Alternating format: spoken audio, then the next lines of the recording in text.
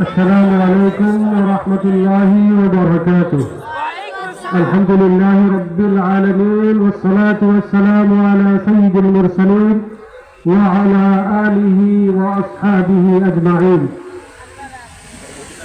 প্রাণের বালাগঞ্জবাসীর 11 দলীয় ঐক্যজোট আয়োজিত আজকের এই নির্বাচনী সমাবেশে উপস্থিত 11 দলের অন্যতম শীর্ষ নেতা শাইখুল হাদিস আল্লামা মুমিনুল হক, আজকের এই প্রোগ্রামে উপস্থিত জামায়াতে ইসলামী বাংলাদেশের অ্যাসিস্ট্যান্ট সেক্রেটারি জনাব আব্দুল হালিম সহ 11 দলীয় দলের শীর্ষ নেতৃবৃন্দ এবং জেলা এবং বালাগঞ্জের সম্মানিত দায়িত্বশীল ভাইরান, আজকের এই প্রোগ্রামে উপস্থিত বালাগঞ্জের সম্মানিত মুরব্বিয়ান, মেহনতি মানুষ, বিভিন্ন পেশার সম্মানিত ভাইরা।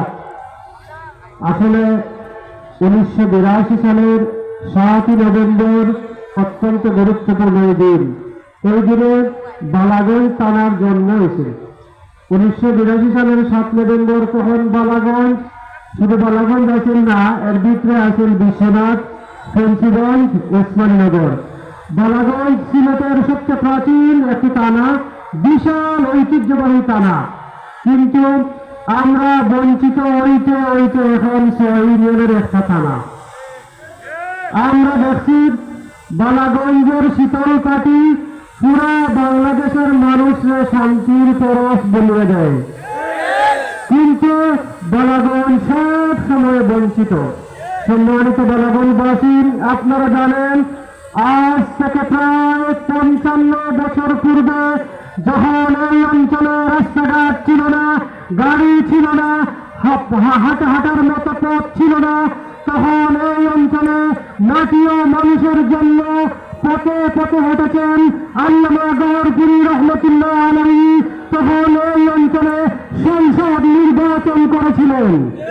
সম্মানিত ভাইরা, আজকে সময়ের পরিক্রমায় 55 বছর পরে 11 দলীয় ঐক্যজোট, বিশেষ করে বাংলাদেশের এই সময়ে যখন বাংলাদেশকে নিয়ে আন্তর্জাতিক শক্তিগুলি বাংলাদেশের শান্তিকে বিনষ্ট করার জন্য জঘন্য ষড়যন্ত্র লিপ্ত, তখন দেশপ্রেমিক জনতা উলামায়ে কেরামের ঐক্যবদ্ধ সিদ্ধান্তের মাধ্যমে তৈরি করা হয়েছে 11 দলীয় ঐক্যজোট।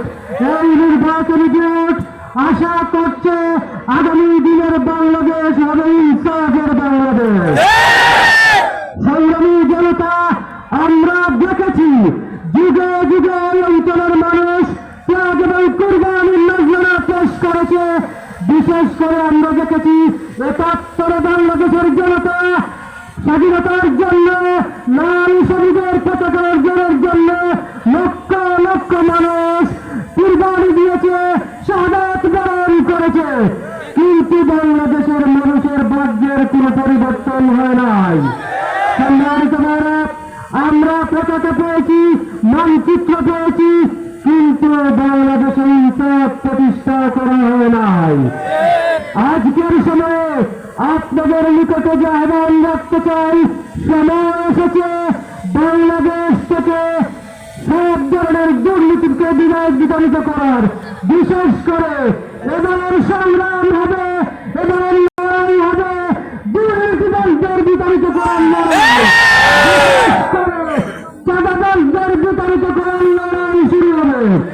বিশেষ করে যারা টেম্পু স্ট্যান্ড, রেডিও স্ট্যান্ড দখল করছেন, তাদেরকে বলতে চাই, টাইম ইজ ওভার, আপনাদের দিন শেষ।